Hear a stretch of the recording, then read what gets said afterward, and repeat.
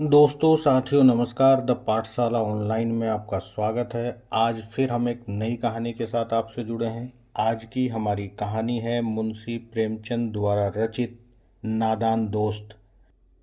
इस कहानी का मुख्य उद्देश्य यह है कि अधूरी जानकारी और नासमझी में किया गया अच्छा कार्य भी हानिकारक हो सकता है।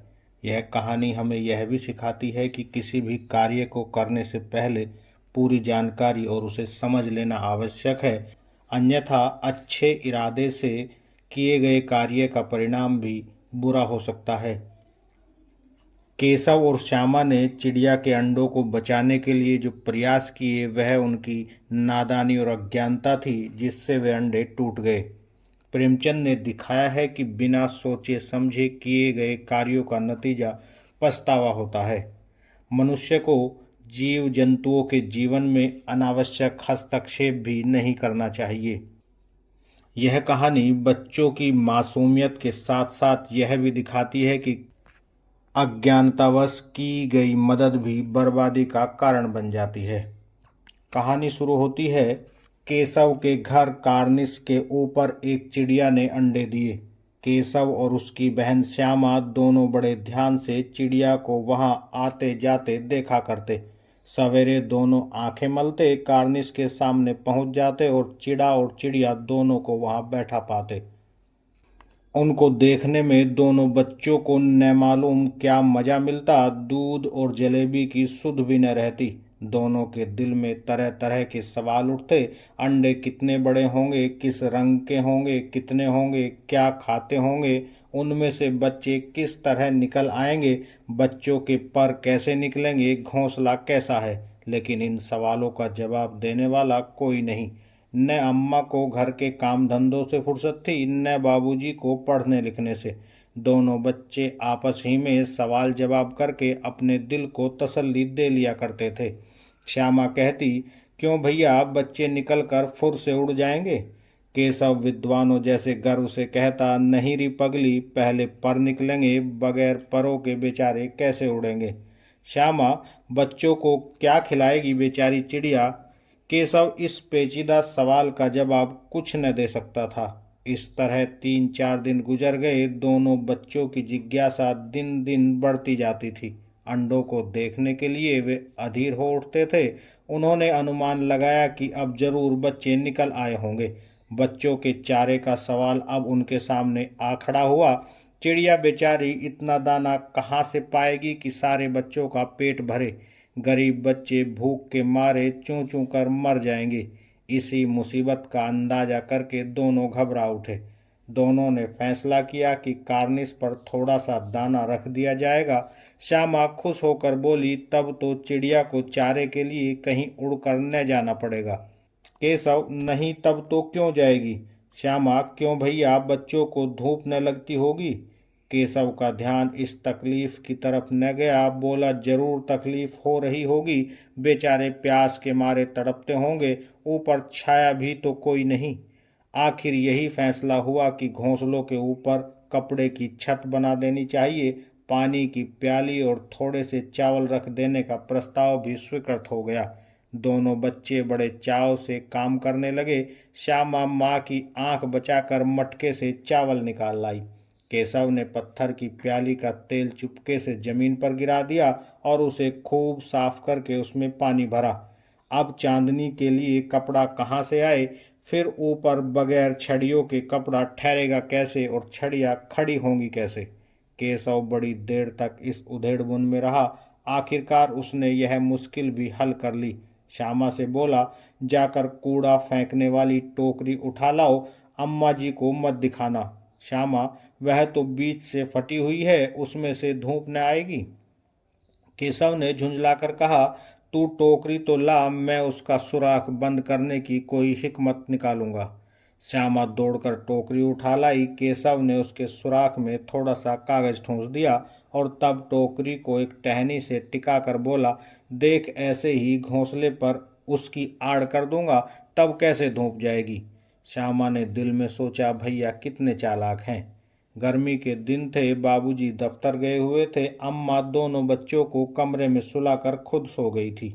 लेकिन बच्चों की आंखों में आज नींद कहाँ। अम्मा जी को बहलाने के लिए दोनों दम रोके आंखें बंद किए मौके का इंतजार कर रहे थे। ज्यों ही मालूम हुआ कि अम्मा जी अच्छी तरह सो गई हैं, दोनों चुपके से उठे, बहुत धीरे से दरवाजे की सिटकनी खोलकर बाहर निकल आए। अंडों की हिफाजत की तैयारियां होने लगी। केशव कमरे से एक स्टूल उठा लाया, लेकिन जब उससे काम न चला तो नहाने की चौकी लाकर स्टूल के नीचे रखी और डरते डरते स्टूल पर चढ़ा। श्यामा दोनों हाथों से स्टूल पकड़े हुए थी। स्टूल चारों टांगे बराबर न होने के कारण जिस तरफ ज्यादा दबाव पड़ता था जरा सा हिल जाता था। उस वक्त केशव को कितनी तकलीफ उठानी पड़ती यह उसी का दिल जानता था। दोनों हाथों से कार्निश पकड़ लेता और श्यामा को दबी जबान से डांटता, अच्छी तरह पकड़ वरना उतर कर बहुत मारूंगा। मगर बेचारी श्यामा का दिल तो ऊपर कार्निश पर था। बार बार उसका ध्यान उधर चला जाता और हाथ ढीले पड़ जाते। केशव ने ज्यों ही कार्निश पर हाथ रखा दोनों चिड़िया उड़ गई। केशव ने देखा कार्निश पर थोड़े तिनके बिछे हुए हैं और उन पर 3 अंडे पड़े हैं। जैसे घोंसले उसने पेड़ों पर देखे थे वैसा कोई घोंसला नहीं है। श्यामा ने नीचे से पूछा, क्या बच्चे हैं भैया? केशव, 3 अंडे हैं, अभी बच्चे नहीं निकले। श्यामा, जरा हमें दिखाओ दो भैया, कितने बड़े हैं? केशव, दिखा दूंगा, पहले जरा चिथड़े ला नीचे बिछा दूं, बेचारे अंडे तिनके पर पड़े हैं। श्यामा दौड़ कर गई और एक पुरानी धोती को फाड़कर एक टुकड़ा लाई। केशव ने झुककर कपड़ा ले लिया, उसकी कई तह करके उसने एक गद्दी बिछाई और उसे तिनकों पर बिछाकर 3 अंडे धीरे से उस पर रख दिए। श्यामा ने फिर कहा, हमको भी दिखा दो भैया। केशव, दिखा दूंगा, पहले जरा वह टोकरी तो दे दो, ऊपर छाया कर दूं। श्यामा ने टोकरी नीचे से थमा दी और बोली, अब तुम उतर आओ, मैं भी तो देखूं। केशव ने टोकरी को एक टहनी से टिका कर कहा, जा दाना और पानी की प्याली ले आ, मैं उतर जाऊं तो तुझे दिखा दूंगा। श्यामा प्याली और चावल ले आई। केशव ने टोकरी के नीचे दोनों चीजें रख दी और आहिस्ता से उतर आया। श्यामा ने गिड़गिड़ाकर कहा, अब हमको भी चढ़ा दो भैया। केशव, तू गिर पड़ेगी। श्यामा, न गिरूंगी भैया, तुम नीचे से पकड़े रहना। केशव, कहीं तू गिर गिरा पड़ी तो अम्मा जी मेरी चटनी ही कर डालेंगी। तू कहेगी कि तूने ही चढ़ाया था। क्या करेगी देखकर। अब अंडे बड़े आराम से हैं, जब बच्चे निकलेंगे तो उनको पालेंगे। दोनों चिड़ियां बार बार कार्निश पर आती थी और बगैर बैठे ही उड़ जाती थी। केशव ने सोचा, हम लोगों के डर से नहीं बैठती। स्टूल उठाकर कमरे में रखाया, चौकी जहाँ की थी वहां रख दी। श्यामा ने आंखों से आंसू भरकर कहा, तुमने मुझे नहीं दिखाया, मैं अम्मा जी से कह दूंगी। केशव, अम्मा जी से कहेगी तो बहुत मारूंगा, कह देता हूँ। श्यामा, तो तुमने मुझे दिखाया क्यों नहीं? केशव, और गिर पड़ती तो 4 सरने हो जाते। श्यामा, हो जाते तो हो जाते, देख लेना, मैं कह दूंगी। इतने में कोठरी का दरवाजा खुला और माँ ने धूप से आंखों को बचाते हुए कहा, तुम दोनों बाहर कब निकल आए? मैंने कहा न था कि दोपहर को न निकलना। किसने किवाड़ खोला? किवाड़ केशव ने खोला था, लेकिन श्यामा ने माँ से यह बात न कही। उसे डर लगा कि भैया पिट जाएंगे। केशव दिल में कांप रहा था कि कहीं श्यामा कह न दे अंडे न दिखाए थे। इससे अब उसको श्यामा पर विश्वास न था। श्यामा सिर्फ मोहब्बत के मारे चुप थी या इस कसूर में हिस्सेदार होने की वजह से, इसका फैसला नहीं किया जा सकता। शायद दोनों ही बातें थी। माँ ने दोनों को डांट डपट कर फिर कमरे में कर दिया और आप धीरे धीरे उन्हें पंखा झलने लगी। अभी सिर्फ 2 बजे थे, बाहर तेज लू चल रही थी। अब दोनों बच्चों को नींद आ गई थी। 4 बजे यकायक श्यामा की नींद खुली। किवाड़ खुले हुए थे। वह दौड़ी हुई कार्निश के पास आई और ऊपर की तरफ ताकने लगी।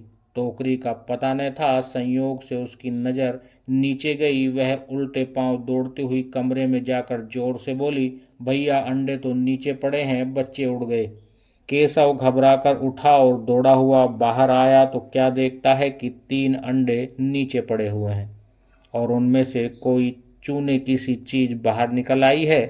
पानी की प्याली भी एक तरफ टूटी पड़ी है। उसके चेहरे का रंग उड़ गया। सहमी हुई आंखों से जमीन की तरफ देखने लगा। श्यामा ने पूछा, बच्चे कहाँ उड़ गए भैया? केशव ने करुण स्वर में कहा, अंडे तो फूट गए। श्यामा, और बच्चे कहाँ गए? केशव, तेरे सर में देखती नहीं अंडे में से उजला उजला पानी निकल आया है, वही तो 2-4 दिनों में बच्चे बन जाते। माँ ने सोंटी हाथ में लिए हुए पूछा, तुम दोनों वहाँ धूप में क्या कर रहे हो? श्यामा ने कहा, अम्मा जी, चिड़िया के अंडे टूटे पड़े हैं। अम्मा ने आकर टूटे हुए अंडों को देखा और गुस्से से बोली, तुम लोगों ने अंडों को छुआ होगा। अब तो श्यामा को भैया पर जरा भी तरस न आया। उसी ने शायद अंडों को इस तरह रख दिया कि वह नीचे गिर पड़े। इसकी उसे सजा मिलनी चाहिए। बोली, इन्होंने अंडों को छेड़ा था अम्मा जी। माँ ने केशव से पूछा, क्यों रे? केशव भीगी बिल्ली बना खड़ा रहा। माँ ने कहा, तू वहां पहुंचा कैसे? श्यामा, चौकी पर स्टूल रखकर चढ़े अम्मा जी। केशव, तू स्टूल थामे नहीं खड़ी थी? श्यामा, तुम्ही ने तो कहा था। माँ, तू इतना बड़ा हुआ, तुझे अभी इतना भी नहीं मालूम कि छूने से चिड़िया के अंडे गंदे हो जाते हैं, चिड़िया फिर उन्हें नहीं सेती। श्यामा ने डरते डरते पूछा, तो क्या चिड़िया ने अंडे गिरा दिए अम्मा जी? माँ, और क्या करती? केशव के सिर इसका पाप पड़ेगा। हाय हाय, 3 जाने ले ली दुष्ट ने।